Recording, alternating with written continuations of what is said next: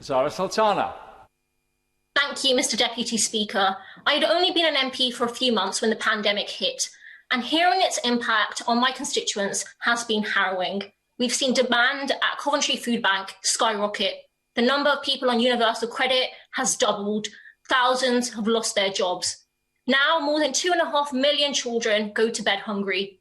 But Mr. Deputy Speaker, what I find most difficult, what makes me shake with anger, is knowing that while the vast majority of people have suffered hardship, a wealthy few have cashed in. Last week, the Secretary of State for Health was found to have acted unlawfully in his handling of COVID contracts. Breaking transparency rules designed to safeguard against corruption, his department now stands accused of awarding fortunes to Tory friends and donors.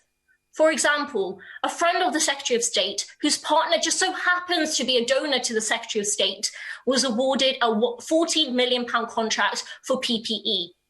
A staggering £881 million have been handed to just 8 big Tory donors. These people don't give their money just because they're generous. They give it because they want a government that works for them and not our constituents. And Mr. Deputy Speaker, if you look at the economy before the pandemic hit, you'll see that's what they got. While median earnings are down nearly 5% in the last decade, the wealth of the richest 1,000 people has more than doubled. While the working class have had a decade of services cut, the super rich have had their taxes cut.